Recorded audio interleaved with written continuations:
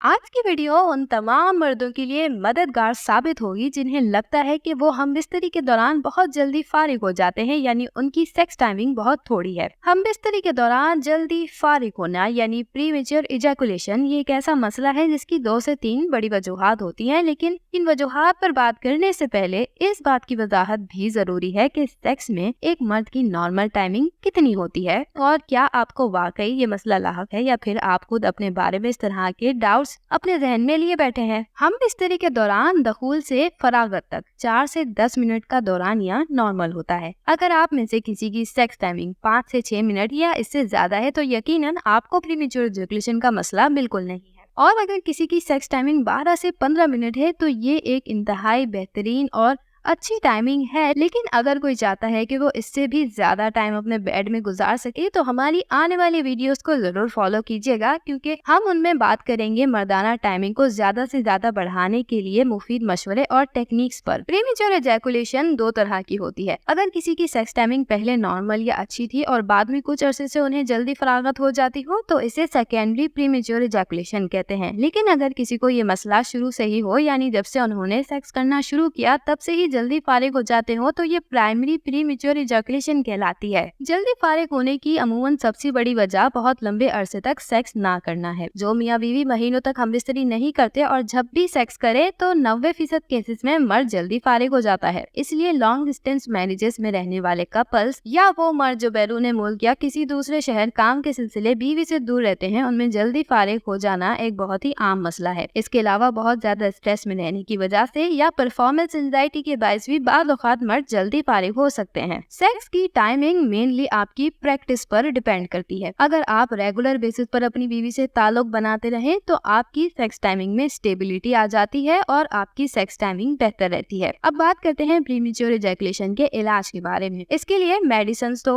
हैं ही, लेकिन अद्वियात के अलावा और दूसरे नेचुरल मेथड्स हैं जिनसे आप मदद ले सकते हैं। मिसाल के तौर पर कीगल एक्सरसाइजेस प्रीमेच्योर इजैकुलेशन के इलाज का एक इंतहाई मुफीद तरीका है अगर ठीक तरीके से इन एक्सरसाइजेस को परफॉर्म किया जाए। इसके अलावा एक मास्टर एंड जॉनसन्स टेक्निक भी है। इसमें सेक्स करते हुए जब मर्द को ये महसूस हो कि वो इजैकुलेशन के करीब है तो इससे पहले अपना अज़ूए तनासिल वो अपनी बीवी की शर्मगाह से निकाल कर इसके कैप को जड़ के पास से दरमियान से कुछ सेकंड यानी 4 से 5 सेकंड तक पकड़ कर रखे। और बेहतर होगा कि वो इस काम के लिए अपनी बीवी की मदद ले ले और इसके बाद कुछ देर के बाद दोबारा जमा करे। इस तरह टाइमिंग में इजाफा हो सकता है। दूसरी टेक्निक है स्टार्ट एंड स्टॉप टेक्निक। इसमें भी जब महसूस हो कि फरागत करीब है तो दखूल को रोककर अज़ूए खास बाहर निकालकर कुछ सेकंड्स रुके, फिर जब जज्बात थोड़े मुतदल हो तो दोबारा से दखूल करके जमा करें। ये कुछ तरीके हैं जिससे आपको प्रीमेच्योर इजैकुलेशन को रोकने में या अपनी टाइम को बढ़ाने में मदद मिल सकती है। इसके अलावा भी बहुत से ऐसे तरीके हैं जिनसे आप मदद ले सकते हैं। इसके लिए हमारे आने वाली वीडियोस को जरूर फॉलो कीजिए